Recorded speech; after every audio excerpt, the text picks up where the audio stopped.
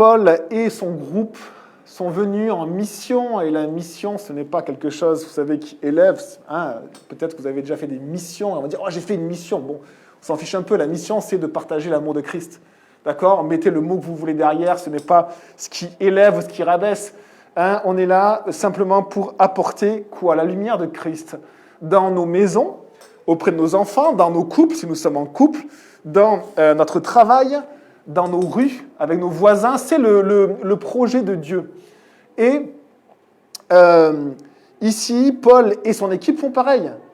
Nous sommes en mission, eux sont en mission, mais ils ont été envoyés de manière spécifique par le Saint-Esprit pour aller annoncer l'évangile de Christ dans les villes qu'ils vont traverser. Ils sont dans la ville de Philippe. Et dans cette ville-là, on avait vu que Dieu avait ouvert une porte. Mais on devrait plutôt dire avait ouvert un cœur. Dieu avait ouvert le cœur de Lydie. Et parce qu'il avait ouvert le cœur de Lydie à sa parole, Lydie avait donné sa vie à Jésus, elle et toute sa maison, peut-être ses enfants, sûrement ses serviteurs. Ils s'étaient fait baptiser, ils avaient vraiment proclamé devant le monde spirituel et le monde physique Jésus, notre Seigneur. Et il avait servi. Et Lydie avait demandé à l'apôtre et à son équipe, viens demeurer dans notre maison. Ils n'ont pas eu le choix, ils ont demeuré, ils ont été hébergés chez Lydie, et on peut penser même que ça a été le début de l'église de Philippe, qui s'est tenue dans cette maison-là. Dieu a ouvert une porte, on devrait plutôt dire Dieu a ouvert un cœur. Et ici, on a l'œuvre de Dieu qui se produit à Philippe. C'est une belle chose quand on voit cette œuvre-là. Et qu'est-ce que l'œuvre de Dieu? Qu'est-ce que la mission de Dieu?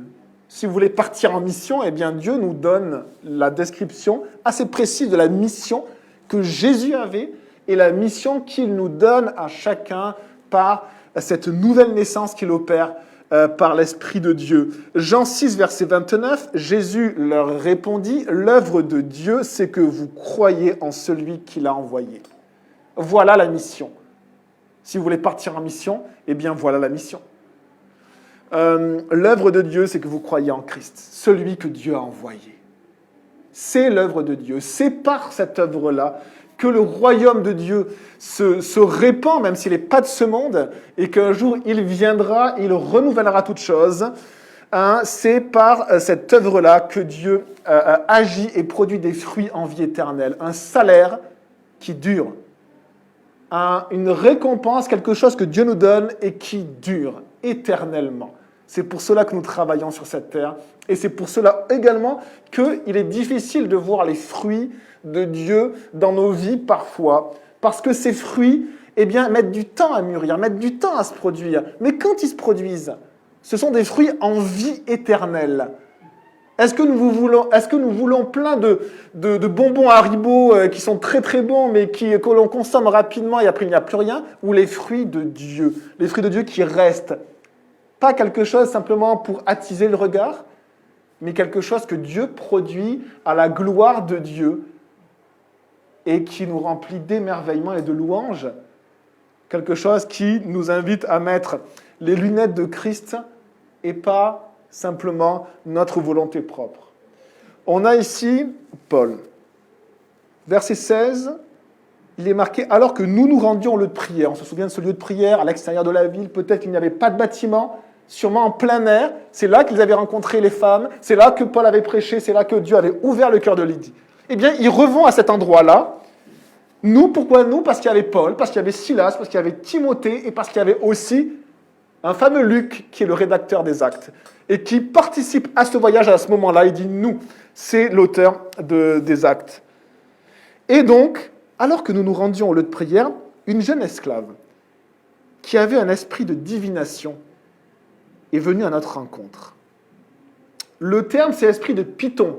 Python, ce serpent. Pourquoi? Ça faisait référence à ce qu'on appelle l'oracle de Delphes. Delphes, c'est une ville en Grèce. Et vous savez que dans l'histoire du monde, le monde s'est érigé, s'est centralisé sur des lieux religieux extrêmement populaires, extrêmement recherchés. Ça a été à la ville de Babylone. Au moins 2000, et même avant, parce qu'on le voit dans la généalogie, dans la Genèse, un certain Nimrod qui a fondé Babylone, la porte des dieux. Et Babylone était le centre religieux du monde entier. Cette ville, le Seigneur, à un moment donné, après peut-être plus de 1000 ans d'aura, il a dit maintenant ça suffit, Babylone est tombée, Babylone la Grande est tombée. Mais il y avait entre-temps une transition qui s'est opérée, notamment avec cette ville de Delphes, dans le monde antique, dans le monde grec, mais qui avait une aura beaucoup plus large. Et c'était dans cette ville-là où il y avait une prophétesse. Et bien sûr, il y avait ces prophétesses, je ne sais pas s'il y avait une école d'occultisme ou pas dans cette ville-là, mais pendant des siècles, cette ville, avec ce qu'on appelait l'oracle de Delphes, avait une aura extrêmement grande. Alexandre le Grand est allé rechercher les prophéties de l'oracle de Delphes. Et pourquoi? Quel est le lien avec Python? Eh bien, la mythologie, c'est ce qu'on apprend à l'histoire, en histoire, c'est ce que nos professeurs athées nous disent, sans réaliser que derrière il y a de l'occultisme. Eh bien, l'histoire, la mythologie nous dit qu'à Delphes, c'est ce que pensaient les Grecs, il y avait en fait un dragon qui s'appelait Python. Le dragon Python. Alors, pour les chrétiens, le dragon nous fait quand même penser à un ennemi particulier que nous connaissons malheureusement bien. Et ce dragon-là avait son oracle, une prophétesse. Une prophétesse qui parlait du coup de la part du dragon. Mais heureusement, Apollon, le grand Dieu est arrivé et il a vaincu le dragon. Ah, merci Kip, un dieu, merci. Mais en tout cas, Apollon est arrivé et il a vaincu le dragon. Et du coup, l'oracle, la prophétesse, est devenue sa prophétesse. Et maintenant, les Grecs pensent que la prophétesse parle de la part de Apollon. Mais on appelle toujours cette personne la prophétesse Pythienne, de Python. C'est toujours resté Python. Et Lydia m'encourageait ce matin en me disant simplement que le diable nous fait toujours croire qu'il est Dieu. Toujours croire qu'il a réglé les choses et que c'est auprès de lui qu'on doit aller. Et alors les Grecs allaient auprès du grand Dieu, le bon Dieu, Apollon. Mais derrière, il y avait Python. Il y avait le dragon. Et c'est très étonnant parce que quand on creuse un peu même la mythologie, on voit à quel point c'est occulte, à quel point l'origine est occulte. Et donc, un esprit de Python, c'est un esprit de divination. C'était un esprit qui possédait une personne et qui donnait des paroles, parfois de prophétie. Et vous avez vu le lien, même avec l'Église, et on verra le lien ce matin, entre un esprit qui nous possède, un esprit mauvais, et l'esprit de Dieu. Parce que parfois les mêmes mots sont utilisés. On voit une prophétesse, les filles de Philippe, l'évangéliste, étaient prophétesses, et elles le faisaient de la part de Dieu. Et on voit ici une autre prophétesse qui était dominée par un esprit de démon. Le diable nous fait toujours croire qu'il est Dieu, ici Apollon, qu'il est bon, qu'il faut venir à lui, qu'il est là pour aider. Mais derrière, il y a le dragon. Et ce pôle spirituel à Delphes était extrêmement important. Il a un peu, je pense, remplacé Babylone. C'était un lieu religieux extrêmement populaire. Et alors, par l'occultisme, parce que là, on va parler d'occultisme ce matin, par l'occultisme, on arrive à des choses surprenantes. Par l'occultisme, on peut arriver à guérir. Je vous assure, certains n'en ont aucun doute d'ailleurs ici. Et par l'occultisme, on peut aussi arriver à faire du mal aux autres. Par l'occultisme, on peut également recevoir des révélations que l'homme ne connaît pas et qu'il arrive à la connaissance par l'occultisme. Des choses qui sont voilées et il reçoit des révélations. Et on lit dans ce verset, le verset 16, à la fin de ce verset, par ses prédictions, elle procurait un grand profit à ses maîtres. Il y a quand même une chose à dire sur l'occultisme qui parfois a un voile de bonté, d'humanisme, de progressisme, qui a un beau voile parfois de méditation. Et je peux aller très très loin dans mes propos parce que je pense que actuellement, dans le monde d'aujourd'hui, dans l'école notamment, dans la médecine également, le monde de l'occultisme a percé et a une grande place. Alors ça ne veut pas dire qu'il ne faut pas aller voir son médecin, ça ne veut pas dire qu'il ne faut pas aller à l'école, mais ça veut dire en fait que notre monde est rempli d'occultisme, sans même que nous le sachions. Il rentre par la sophrologie, il rentre par le yoga, il rentre parfois par des arts martiaux, ça dépend les pratiques. Il rentre de toute manière différente. Et derrière, il y a plusieurs strates d'occultisme. Il y a vraiment le spirit, la personne qui carrément va aller voir les esprits. Il y a la personne qui a juste un don, elle ne sait pas d'où vient ce don-là, et elle l'utilise. Il y a la personne qui fait des pratiques où on a enlevé la partie un peu spirituelle, mais c'est le premier pas. Comme préparer un terrain pour, si on va plus loin, en fait, c'est un terrain propice à l'occultisme. Tout ce qui est la méditation, la sophrologie, pour aller mieux, tout cela, souvent centré sur soi. Eh bien, tout cela est soit lié directement à l'occultisme, soit un terrain propice à l'occultisme. Mais regardez, elle procurait un grand profit à ses maîtres. Et ce qu'on peut dire de l'occultisme, c'est qu'il y a quasiment toujours ce dénominateur commun qui est le profit. À Delphes, on payait une taxe pour être sur la liste des personnes qui, une fois par mois, pouvaient aller voir cette prophétesse, l'oracle de Delphes. Et si, comme la liste était très longue, elle était extrêmement demandée, si on voulait passer en premier, ne pas être dans la liste, mais être en premier, il fallait payer une surtaxe. On voit que, par exemple, dans Acte 8, on a un Simon le magicien, qui lui avait énormément de succès. C'est-à-dire l'occultisme lui donnait quelque chose. Il lui donnait d'être populaire, d'être au centre, d'être vu. On venait vers lui. Et il y avait une question d'argent aussi, parce que quand il voit quelque chose de plus puissant que sa magie, c'est-à-dire le Saint-Esprit, est plus puissant que toutes les magies qui existent, le Saint-Esprit.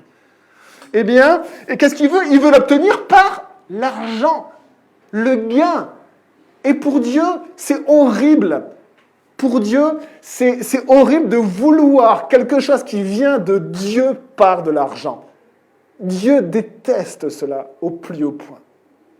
Et on voit également dans Acte 19 que, donc on va y être dans Acte 19 dans pas très longtemps, on est dans Acte 16, que dans une ville, beaucoup de personnes vont aller à Dieu. Et le monde occulte était extrêmement présent, peut-être même encore plus présent qu'aujourd'hui. Et que beaucoup avaient même des livres de magie. Il y a beaucoup de livres d'occultisme que des personnes ont. On serait surpris de savoir tout ce milieu un peu caché occulte qui existe. Mais, eh bien, la parole de Dieu nous dit simplement que les livres de magie ont été brûlés et qu'il y en avait pour 50 000 pièces d'argent. Ne me dites pas que l'occultisme n'est pas lié au gain. D'accord? Mais c'est toujours un gain qui n'est pas forcément mis en avant, mais qui est toujours en parallèle. Et on a ce gain-là, et c'est pour ça qu'on va vers les pratiques occultes. Parce qu'elles nous donnent un gain qui est réel. Parfois de l'argent, parfois du pouvoir, parfois simplement d'être vu. On a tous envie d'être vus, de passer à la télé, d'être au centre, d'être une petite star dans notre petite ville. Et on a tous envie. C'est pour ça qu'on aime se filmer, que ce monde de réseaux sociaux en fait explose, parce qu'on aime notre image. Et l'occultisme nous permet aussi d'avoir du succès, comme Simon le magicien. Donc on va vers l'occultisme parce qu'on a un gain. Et dans cette pratique de l'occultisme, il y a ceci. Ici, on voit clairement que cette esclave qui pratiquait la divination, dont un esprit l'a possédée et donné des révélations spirituelles, quelque chose de spirituel, eh bien, on voit que ses maîtres l'utilisaient pour des gains. Et on voit que tout va se jouer sur ça, parce qu'à un moment donné, Paul va demander de la part de Jésus, on va voir s'il a bien fait ou pas, mais de délivrer cet esclave, que ce démon parte, et du coup les maîtres vont perdre leur gain. Et l'action à Philippe va être stoppée. Cette action où Dieu avait ouvert une porte. Très étonnant cette situation. Les pratiques occultes et les esprits mauvais, le Seigneur clairement les condamne. Si vous êtes chrétien, si vous voulez suivre Jésus, c'est très très simple d'avoir un avis sur les pratiques occultes. Très simple. Et moi je vais rajouter d'ailleurs des noms à la liste. Deutéronome 18, verset 9, « Lorsque tu seras entré dans le pays que l'Éternel ton Dieu te donne, lorsque tu connaîtras Jésus-Christ, tu n'apprendras pas à imiter les pratiques abominables de ces nations-là. » Ce n'est pas parce que tu as un guérisseur au bout de la rue qui pratique une guérison spirituelle avec un don spirituel que tu dois y aller. C'est pas parce qu'il y a quelque chose qui existe et qui marche que tu dois y aller. Oui, mais ça marche. Dieu dit, je m'en fiche, c'est abominable. Je ne veux pas cette pratique-là. Je ne la veux pas. Verset 10, qu'on ne trouve chez toi personne qui fasse passer son fils ou sa fille par le feu. Personne qui exerce le métier de devin, d'astrologue, d'augure, de sorcier, de magicien. Personne qui consulte les esprits et les spirites, personne qui interroge les morts. Il est temps, peut-être, les amis, de faire du ménage dans nos vies. Du ménage dans nos vies parce que l'occultisme perce dans l'Église. Je parlais avec une sœur dernièrement qui me parlait de méthodes d'encouragement et de formation dans les entreprises qui étaient centrées sur la méditation, sur le fait de rechercher en soi ce qui est bon. Rechercher en soi ce qui est bon, c'est un mensonge du diable. Parce qu'en nous, on ne peut pas trouver quelque chose qui est bon. Oui, mais elle me répondait, oui, mais si en nous il y a Dieu, mais Dieu, on ne le trouve pas en nous. Hein. Dieu, on ne l'a jamais trouvé en nous. Dieu, il est dans le ciel. Il est au-dessus de toutes choses et il fait ce qu'il veut. Et on va près de Dieu. Et Dieu nous fait la grâce de nous remplir de lui. Mais on ne va pas trouver Jésus en moi. Moi, quand je prie, je ne vais pas en moi me dire « Ah, Bruno, où est Jésus ?» Non. Jésus, où es-tu, Seigneur? J'ai besoin de toi. Et Jésus me remplit de son esprit. Et je deviens un temple du Seigneur. Mais je ne vais pas chercher Dieu en moi. C'est un mensonge du diable. Et on va voir ce matin que le Seigneur nous montre sa vérité, mais que le diable utilise cette vérité. Que le diable utilise la vérité pour simplement la manipuler. Nous faire croire, parce que des fois on ne sait pas. On ne sait pas si quelque chose est bon ou pas bon. Yoga, méditation, sophrologie, qu'est-ce que je dois ou pas faire? Eh bien, on peut rajouter cette liste-là. On peut rajouter cette liste-là. On n'a pas besoin, pour moi, de sophrologie, d'une méditation, de ces pratiques qui nous viennent du monde. On n'a pas besoin, on a besoin de Jésus-Christ. Et on n'a pas besoin d'utiliser ces mots-là pour nous faire croire qu'ils ont découvert quelque chose qui nous fait du bien à nous, les chrétiens. Ce qui nous fait du bien à nous, ça n'a pas changé depuis que Dieu a créé le monde. La présence de Dieu, le Fils de Dieu, l'Esprit de Dieu, la parole de Dieu, le corps de Jésus qui est l'Église. Qu'avons-nous besoin de plus? Qu'avons-nous besoin de plus? Ne nous laissons pas berner et n'ayons aucune illusion sur l'action occulte de l'ennemi dans ce monde. S'il agissait à Delphes avec puissance, s'il agissait à Philippe avec puissance, ne soyons pas trompés par l'ennemi en nous disant que tout d'un coup, le diable est devenu un gentil nounours qui est là et avec qui on va se blottir. Hein, puisque maintenant, on sait très bien, tout est bon, la philosophie est bonne, la science est bonne, la méditation est bonne. Non, dans tous les domaines de ce monde-là, le péché a déformé quelque chose. Le péché a fait son entrée parce que le péché nous a déformés. Donc, ça ne veut pas dire de sortir du monde, mais ça veut dire simplement de ne pas être trompé, de ne pas être comme des enfants naïfs qui sont trompés parce qu'ils n'ont pas de connaissances, mais d'être des adultes avertis, qui savent que l'ennemi, notre ennemi, c'est un lion rugissant qui rôde.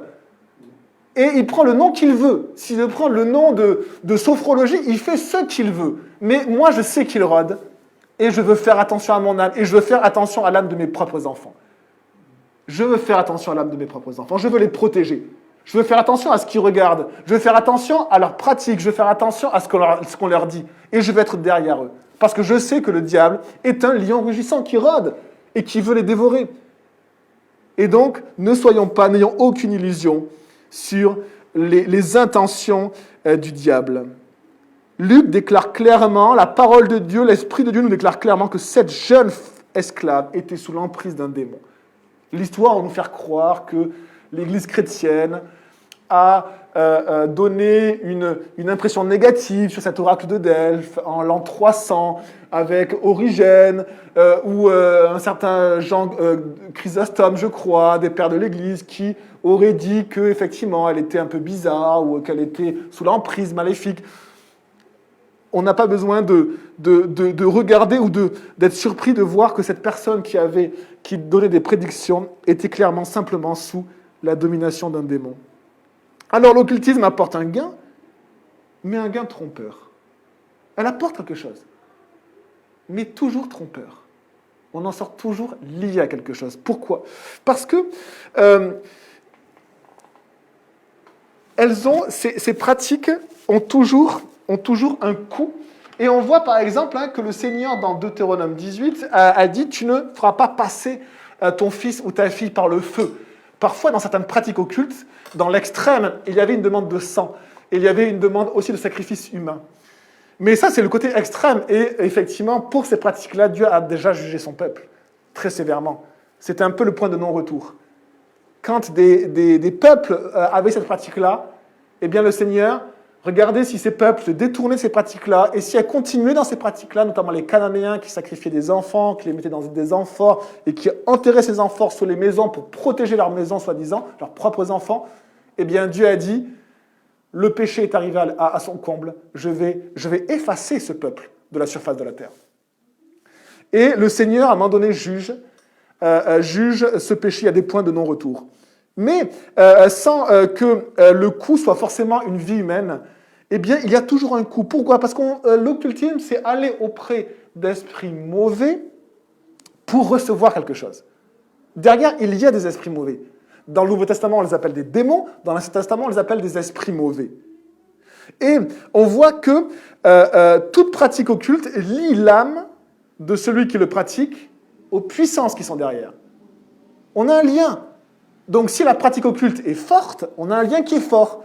Mais si la pratique occulte est un peu noyée dans la philosophie un peu européenne, occidentale, eh bien, on est un peu dans le flou, mais il y a toujours un arrière-goût, toujours un petit lien qui se crée.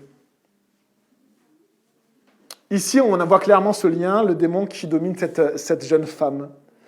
La parole qui, dans l'Ancien Testament, appelle ces esprits les esprits mauvais, nous dit dans 1 Samuel 16, verset 14, « L'esprit de l'Éternel se retira de Saül, et celui-ci fut tourmenté par un mauvais esprit. » Et vous savez, le terme de « mauvais », c'est le terme hébreu « ra », mauvais ou mal, ou méchanceté, ou féroce. Quand on parle d'une bête féroce qui veut dévorer, on emploie ce mot-là. La caractéristique des esprits mauvais, la caractéristique de Satan, qui est un esprit mauvais, qui est un démon, la caractéristique de ces esprits mauvais, c'est la caractéristique des bêtes féroces. C'est la même caractéristique. Qu'est-ce que veut faire une bête féroce? Elle veut tuer sa proie. Une bête féroce passe sa journée à chasser pour arriver à obtenir sa proie. Parfois, elle en loupe, et parfois, elle n'en loupe pas. Et quand elle n'en loupe pas, eh bien, la proie devient un festin et le repas de cette bête. Eh bien, le mauvais esprit a ce caractère-là. Le caractère d'une bête féroce. Il veut ravir, il veut dévorer, il veut dominer, il veut tourmenter, il veut détruire. Il y a des liens différents suivant l'état dans lequel on est, effectivement. Et l'état extrême, ça va être par exemple ce démoniaque qui était dominé par une multitude d'esprits mauvais. Il se faisait appeler Légion, le Gadarénien. L'état extrême, c'est même une personne qui n'a même plus la maîtrise à aucun moment de son corps et de son esprit. C'est l'état extrême. Mais avant cet état-là, il y en a cette personne qui était possédée par un esprit, mais qui avait l'air sûrement bien la plupart du temps. Et on a du coup ces liens, et on peut aussi ne pas être possédé par un esprit, mais avoir des liens occultes et des liens avec le monde de méchanceté.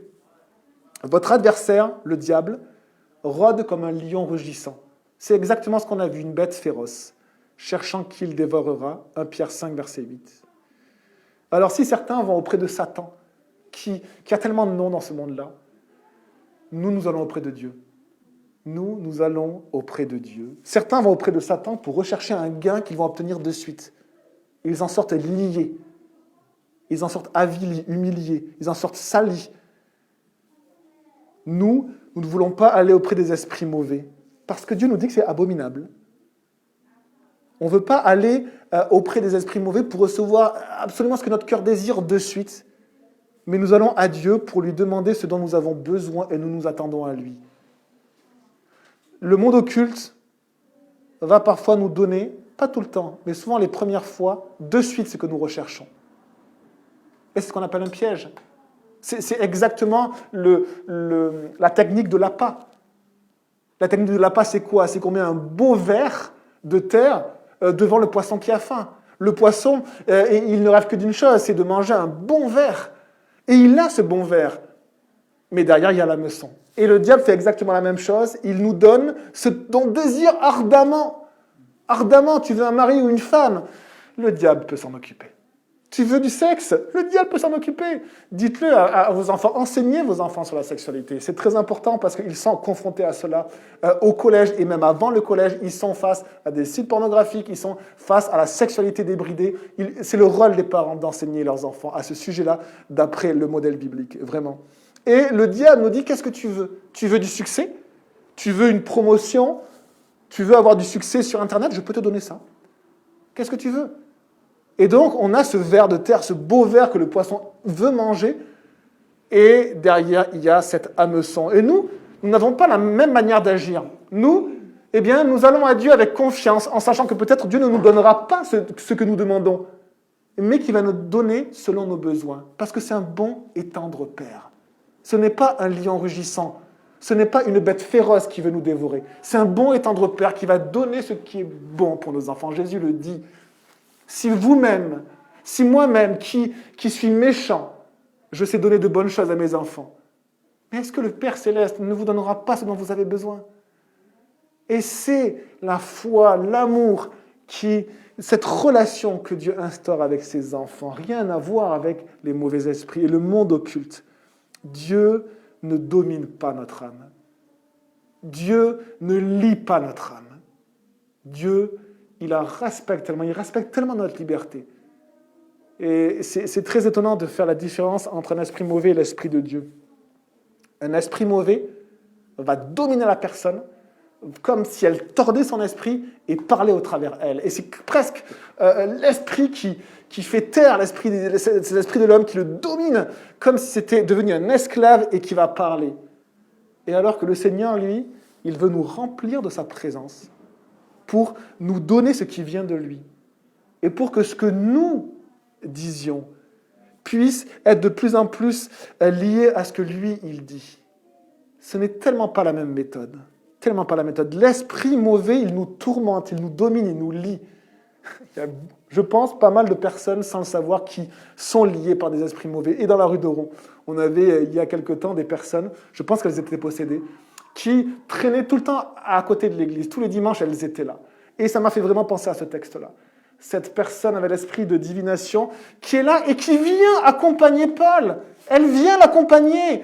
Le mot, c'est escorter. Viens, je t'accompagne, Paul. Je suis ton ami. C'est horrible, hein? C'est horrible. Et on avait ça aussi. Il y a pas mal de personnes qui étaient possédées. Et c'est horrible parce que ces personnes-là sont vraiment esclaves. Elles sont esclaves. Elles ne savent pas comment se délier de cela. Et à un moment donné, quand on était dans la rue pour parler de Jésus, une de ces personnes-là que je sais maintenant reconnaître, qui avait l'air plutôt bien au moment où elle passait, je lui ai proposé. Est-ce que vous voulez simplement parler un petit peu de ce que Dieu dit et de ce que Jésus dit? Et elle m'a dit, il vaut mieux pas. Sans colère, hein, cette personne... C'est la réponse d'une esclave qui a peur de son maître, que son maître lie et domine. Alors que l'Esprit de Dieu nous libère, nous assiste, nous transmet ce qui vient de Dieu, nous donne la capacité d'honorer Dieu. Quelle différence entre le monde spirituel de méchanceté et Dieu tout-puissant, qui a créé toutes choses et qui est venu dans la personne de son Fils Jésus-Christ. Proverbe 11, verset 18 nous dit « Le méchant fait un gain trompeur, mais celui qui sème la justice a un salaire vrai, ferme, fidèle, véritable. » Proverbe 11, verset 18. La justice conduit à la vie, mais celui qui poursuit le mal trouve la mort. Ce sont des esprits de mort parce que en eux, il n'y a rien de Dieu. Vous savez, l'impression qu'on peut avoir d'un esprit mauvais, hein, désolé, il ne faut vraiment pas que ça soit un sujet de terreur, mais d'un esprit mauvais, c'est que c'est un être que Dieu a créé sans Dieu. Donc s'il n'agit pas, il n'est pas forcément terrifiant, mais ce qui est terrifiant, c'est qu'il n'y a rien de Dieu en lui. il est vide de Dieu. Il y a un vide dans ces êtres horribles qui ne sera jamais comblé. Parce qu'ils ont choisi de se détourner du Dieu vivant, auprès de qui ils étaient dans la présence glorieuse. Ils ont voulu servir un autre mauvais esprit qui était puissant, Satan, l'ange de lumière, et leur être a été vidé de tout ce qui vient de Dieu. Ce sont des êtres avec une puissance particulière, qui sont plus puissants que des êtres humains. Notre puissance est très limitée par rapport à des démons. Et ces démons, ces mauvais esprits, proposent un gain trompeur. Et alors, regardons ce qui est au verset 17. Elle s'est mise à nous suivre. Elle s'est mise à nous suivre. Paul et son équipe sont dans la ville pour annoncer la parole de Dieu.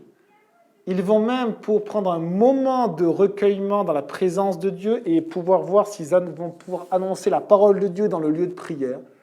Et cette personne vient à eux. Ce n'est pas du tout le cas de personnes qu'on emmène à Jésus et qui sont de personnes qu'on amène à Jésus et qui ont besoin de délivrance. On a ces cas-là, vous savez, où dans notamment Matthieu, on voit que une personne, on amena un démoniaque muet, Jésus le guérit. On amena un démoniaque à Jésus qui était sourd et muet, et il le guérit, et le sourd entendait et le muet parlait. Ou alors, à un moment donné, il y a aussi une femme qui avait un esprit d'infirmité. Un mauvais esprit la rendait captive physiquement et elle était voûtée, pas par un problème simplement physique, mais voûtée par un problème spirituel. Et elle n'a pas réussi à aller à Jésus, mais Jésus l'a vue. Jésus l'a vue. Il a demandé au démon de partir. Il n'a pas simplement demandé, il lui a dit de partir. Et elle a été guérie. Et sa réaction, c'est qu'elle a loué le Seigneur. Elle a loué le Seigneur. Mais là, on n'est pas dans ce cas-là. Pas dans le cas de personnes qui ne peuvent pas aller à Jésus et qu'on amène à Jésus pour la guérison. On est dans un cas d'une personne qui vient d'elle-même venir. Le diable, l'ennemi, vient et accompagne les enfants de Dieu. Il vient même à leur côté dans cet événement-là. Et c'est très surprenant parce que on connaît l'action de Satan quand il vient nous tenter. On apprend à le reconnaître dans notre vie. Quand on a des tentations, quand on lutte avec nous-mêmes, quand on sait que ça répond à quelque chose en nous, on demande à Dieu, Seigneur, aide-moi, je sais que si je tombe là-dedans, c'est un péché. On connaît. On connaît aussi l'action de l'ennemi quand il veut diviser. L'Église, les couples, les amitiés, quand il veut rompre, quand il veut créer des querelles, de la jalousie, de l'amertume.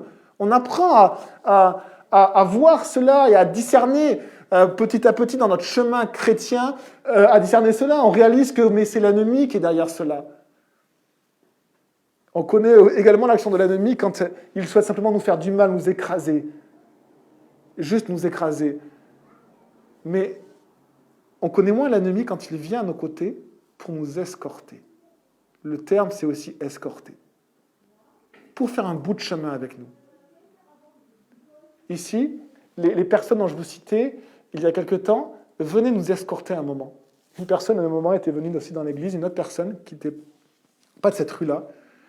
Et comme si vraiment c'était l'ennemi qui l'a envoyée. Et elle voulait blasphémer contre Jésus. Donc elle a blasphémé contre Jésus, toute gentille, etc. Ah, mais moi je connais Jésus. Et elle a vraiment blasphémé contre lui. Et la seule réponse a été simplement de lui redire qu'est-ce que l'Évangile, ce que Jésus a fait pour elle, qui peut la délivrer, que Jésus est puissant parce qu'il est mort, qu'il est ressuscité. Et elle est repartie avec l'Évangile et avec un petit peu de nourriture. Mais pour vous dire que ce cas que l'on lit dans Acte 16, on le vit parfois aussi. Très étonnant. C'est très étonnant parce que c'est très surprenant quand le diable lui-même vient à nos côtés. Et en fait, le terme, c'est suivre. Hein. Une jeune, elle s'est mise à nous suivre, mais suivre pas dans le sens de suivre un maître, suivre dans le sens d'accompagner. Quand il y a marqué suivre Jésus, notamment, ou suivre un rabbin, c'est un autre mot. Donc elle est venue vraiment pour les accompagner. Pour les accompagner. Et ce qui est très étonnant, c'est qu'elle a dit ceci. Elle a crié en disant « Ces hommes sont les serviteurs du Dieu très haut et ils nous annoncent le chemin du salut. » C'est encore plus étonnant. Le diable vient et il prononce une parole de vérité. Qu'est-ce qu'on fait? C'est vrai, ces hommes sont les serviteurs du Dieu très haut et ils nous annoncent le chemin du salut. Vous savez, j'ai entendu des personnes athées, sans Dieu, sans vie, décrire, selon les chrétiens, qui était Jésus et comment être sauvé. Et c'est vide. Les paroles sont des paroles vraies, mais elles sont sans vie, sans l'Esprit de Dieu. Et elles ne font pas l'œuvre de Dieu. Vous savez, il y a une différence entre proclamer la vérité et répéter la vérité. Le diable aime répéter la vérité. Il est incapable de la proclamer. Parce qu'on ne peut proclamer la vérité que par l'Esprit de vérité, l'Esprit de Dieu. Et quand on proclame la vérité par l'Esprit de Dieu, alors l'œuvre de Dieu se produit. Mais quand on répète la vérité, sans l'Esprit de Dieu, sans vie, c'est vide et ça peut être utilisé à des mauvaises fins. Et ne nous trompons pas, parce que quand cette personne était à côté d'eux, je ne pense pas que Paul était trompé par elle en disant « Ah, peut-être cette personne est intéressée par Dieu. » Non, il n'était pas trompé. C'était le diable qui répétait la vérité avec un espoir et un objectif trompeur derrière. Et on va le voir juste après. On va le voir juste après parce que regardez le titre de ce message, « Agacé par l'ennemi ». L'ennemi vient, je pense pour plusieurs raisons, il vient aussi pour dire « Écoute, tu vas dans cette ville, mais moi je suis le maître ici. Moi j'ai des possessions ici. Moi j'ai des possessions et je vais t'accompagner. Est-ce que tu veux que je te fasse la visite de ma ville? Je vais t'accompagner. » Comment réagir à cela? Comment réagir quand l'ennemi vient nous dire « C'est moi qui suis ici » d'une manière tout à fait subtile, tout à fait trompeuse. C'est le père du mensonge, il est trompeur. Il trompe tout le monde, il a une manière d'agir constamment trompeuse. Même dans l'attitude, c'est trompeur. Et même dans le contenu, puisque les meilleurs mensonges sont les mensonges où il y a le plus de vérité. Et le diable est très très bon pour mettre le plus de vérité possible et de nous faire croire quelque chose. Et finalement, qui est faux. Proverbe 14, verset 25 nous dit « Le témoin véridique délivre les âmes, mais le trompeur dit des mensonges. » Il y a une différence énorme entre celui qui déclare, qui proclame la vérité. Le témoin véridique délivre des âmes. Et celui qui la répète et qui va utiliser cette vérité. Le trompeur dit des mensonges. Le diable dit des mensonges. Et pourtant, toutes ces paroles sont vraies, mais il est là. Ces paroles sont absolument vides. Et quel est son but? Eh bien, on voit son but. Elle a fait cela pendant plusieurs jours. Paul, agacé, s'est retourné et a dit à l'esprit « Je t'ordonne au nom de Jésus-Christ de sortir d'elle. » Il est sorti au moment même, mais il ne l'a pas fait rempli de l'esprit. À d'autres moments, Paul va voir un boiteux, va voir un démoniaque, et rempli de l'Esprit Saint, il va délivrer. Ici, il ne le fait pas par le Saint-Esprit, il le fait par l'agacement. Il le fait de manière un peu humaine, même si Dieu lui a donné ce don également de réaliser qu'on peut demander à Jésus de délivrer une personne, même au mauvais moment, et Dieu peut le faire. Parce que dans le nom de Jésus, on aime le chanter dans toutes les églises, et souvent l'église charismatique, dans le nom de Jésus, il y a une puissance, et c'est vrai. Dans le nom de Jésus, il y a une puissance. Puissance dans le nom de Jésus. Il y a des chants qui ont fait un buzz incroyable. On aime chanter, il y a une puissance dans le nom de Jésus.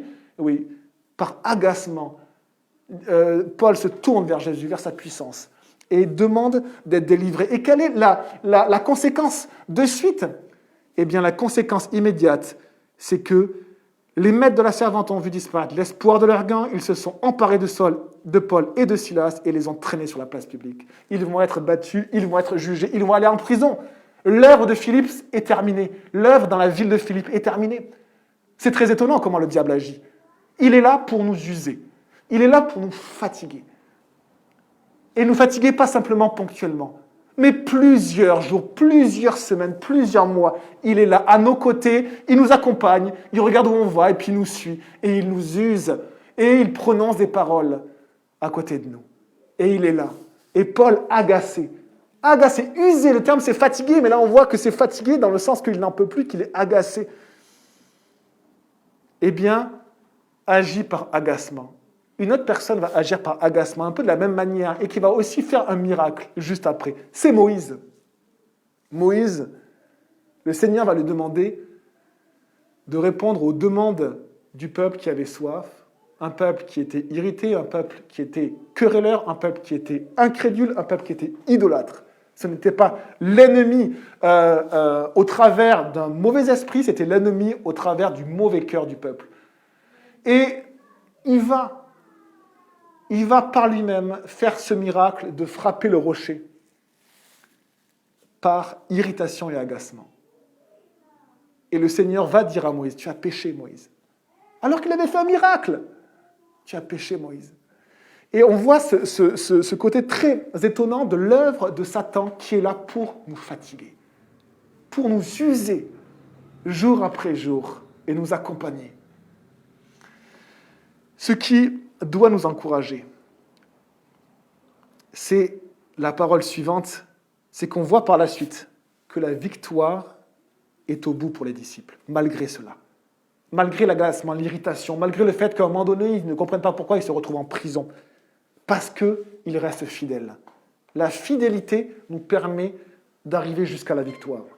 Quelle que soit l'action du diable, quel que soit ce qui semble gagner, quelle que soit, à un moment donné, la colère qui peut monter en nous. Nous péchons par colère souvent. Par colère contre moi, je pêche par colère contre mes élèves, contre mes enfants, et parfois contre l'action du diable également. On est rempli de colère. Et pourquoi le diable agit comme ça? Eh bien parce que si notre nature propre peut se laisser aller et nous remplir de quelque chose qui ne vient pas de Dieu, eh bien l'Esprit Saint est mis un peu plus de côté dans nos vies. Et du coup, l'œuvre de Dieu eh bien, est moins à l'œuvre en fait autour de nous. Et parfois, on réalise une chose très très simple, c'est qu'il y a un ennemi, et écoutez-moi mes frères et sœurs, il y a un ennemi plus puissant que Satan. Il y a un ennemi plus puissant que Satan. Et Jésus l'a vaincu. C'est mon péché. Le diable n'a aucun pouvoir si mon cœur n'a pas de péché. Il n'a aucun pouvoir. Il déteste cela. Le diable déteste une catégorie de personnes qui s'appellent les justes. Et vous savez qui sont les justes? Ce ne sont pas forcément ceux qui croient en Jésus. Ne nous trompons pas. Beaucoup de personnes se déclarent justes et beaucoup de personnes m'ont dit, de toutes les religions chrétiennes qui existent, je sais où j'irai après la mort. Mais je crois qu'elles se trompaient parce qu'elles ne pratiquaient pas la justice. Le juste n'est pas simplement celui qui a de belles paroles et qui croit en Jésus. C'est celui qui pratique la justice, qui croit en Jésus, mais dont le cœur a été transformé, mais qui pratique la justice. Envers le juste, le diable n'a quasiment aucune prise. Un passage nous dit que le juste va tomber 7 fois et va se relever.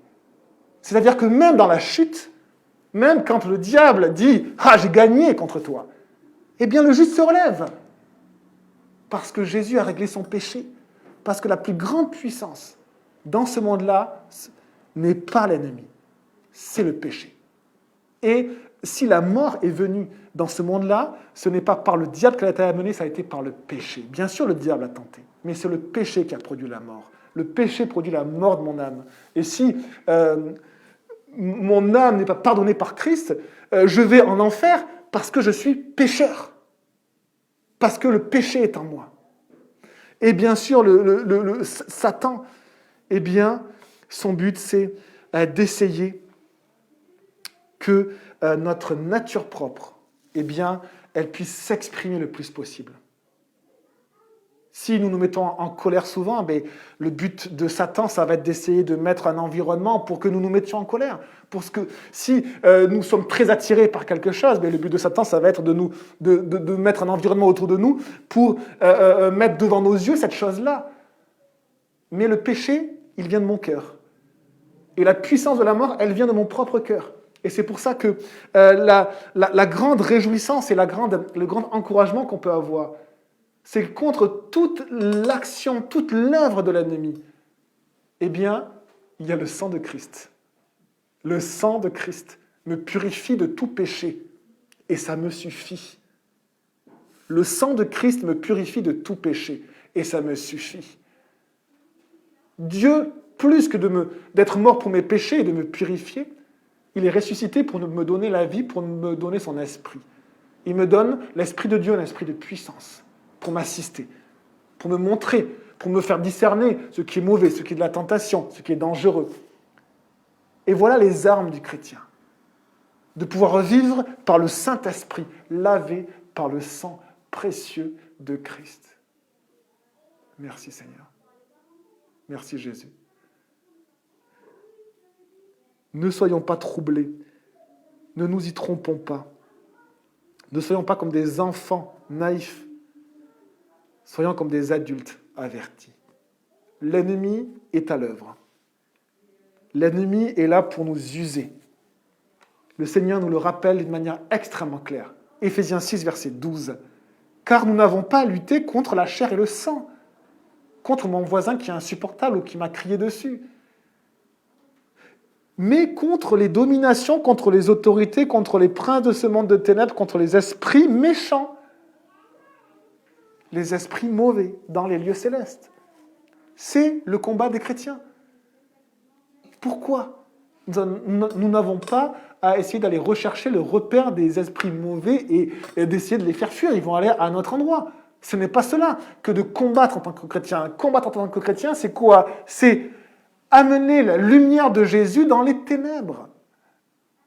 Ce monde est un monde de ténèbres. Et nous apportons la lumière de Jésus. Et bien sûr que le diable ne veut pas. Bien sûr que le diable agit. Bien sûr que le diable va être à nos côtés pour nous user et nous fatiguer. Mais ça va être donc la fidélité, le fait de continuer avec Christ, qui va nous amener jusqu'à la victoire. La fidélité, je continue. Parce que je sais que le sang de Christ me purifie de tout péché. Que Jésus veut délivrer d'autres personnes, veut ouvrir d'autres cœurs, veut sauver d'autres personnes. Et il le fera, il le fait. Il le fait aujourd'hui. Et si vous êtes là aujourd'hui, c'est qu'il le fait. C'est qu'il le fait. Et il continuera. Regardons la réaction de notre propre Seigneur qui a vécu un épisode similaire. Dans Matthieu 4, on voit que Jésus fut emmené par l'Esprit dans le désert pour être tenté par le diable. Ça veut dire que le diable, pendant 40 jours et 40 nuits, le diable va accompagner Jésus. Il va l'accompagner. Il va voir où il va l'accompagner. Comme ici, cette femme, possédée d'un esprit de démon, a accompagné Paul et son équipe pendant plusieurs jours. Quelle a été la réaction de Jésus? À un moment donné, le tentateur, celui qui tente, celui qui est trompeur, qui veut juste une seule chose, nous tromper, nous faire dévier de ce que Dieu nous demande et de ce que Dieu veut nous donner, il s'approche et lui dit, « Si tu es le Fils de Dieu, ordonne que ces pierres deviennent des pains. » Alors Jésus lui répondit, « Ah bonjour Satan, finalement tu exagères, hein? Tu exagères de me dire ça, hein? Je sais quand même que tu es trompeur. » Non. Jésus lui dit, « Il est écrit, l'homme ne vivra pas de pain seulement, mais de toute parole qui sort de la bouche de Dieu. » Que fait Jésus? Il proclame la vérité. Il proclame la vérité. Il ne discute pas avec Satan. Nous n'avons pas à discuter avec Satan. Paul n'a pas discuté avec Satan. On n'a pas à discuter avec Satan. On a juste à s'entretenir avec Jésus, discuter avec notre Seigneur, être rempli de lui et proclamer la vérité. Jésus, par 3 fois, va proclamer la vérité. Et la 3e fois, il va dire « Laisse-moi Satan, va-t'en ». Et il proclame la vérité. Et on peut se nourrir de cet exemple de notre Seigneur qui n'a pas discuté avec le diable. On n'a rien à voir à faire avec lui. Il a déjà choisi son éternité bien avant. Hein. Son éternité est scellée. Il était dans la gloire de Dieu. Nous n'avons même pas vu la gloire de Dieu. Lui, il a été créé dans la gloire de Dieu. Il a connu Dieu dans toutes ses perfections. L'orgueil a été trouvé en lui. Il a voulu être Dieu. Et son éternité, elle est scellée parce que son péché a été décidé. On n'a rien à voir avec lui. Nous, on a simplement à faire avec Jésus-Christ. Le sang de Jésus me purifie de tout péché. Sa parole est puissante, elle est vivante. Sa parole est puissante, elle est vivante. Et je peux la proclamer. Je peux pas simplement la répéter, la proclamer par l'Esprit de Dieu. Le Seigneur est à nos côtés pour que nous puissions résister. Jacques 4, verset 7 nous le dit d'une autre manière. Jésus nous le montre dans Matthieu 4, dans Jacques 4, Jacques nous dit « Soumettez-vous donc à Dieu, résistez au diable. » On se soumet à notre Dieu, pas à notre chair, pas à notre péché. Notre péché, c'est une porte ouverte au diable. On se soumet à Dieu, résistez au diable et il fuira loin de vous.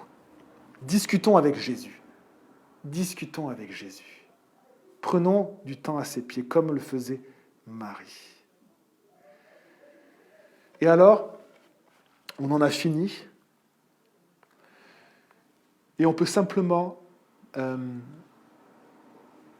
s'encourager à peut-être deux choses, et à se rappeler deux choses, et on aura fini. Comme conclusion,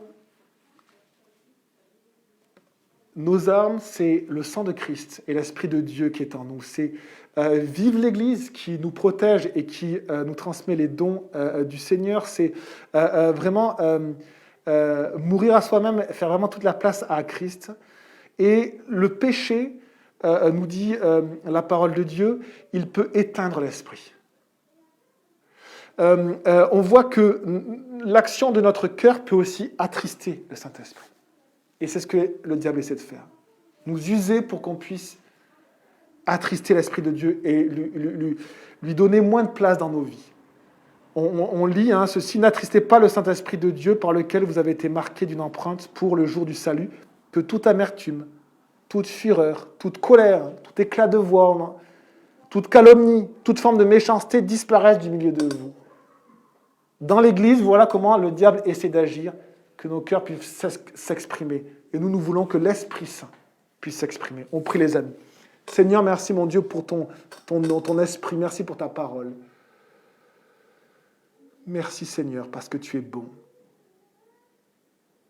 Donne-nous, s'il te plaît, Jésus, on veut simplement là te demander de nous laver par ton sang. On te demande pardon pour nos péchés. Saint-Esprit, montre-nous ce que nous avons à lâcher pour simplement être disponible à l'Esprit de Dieu.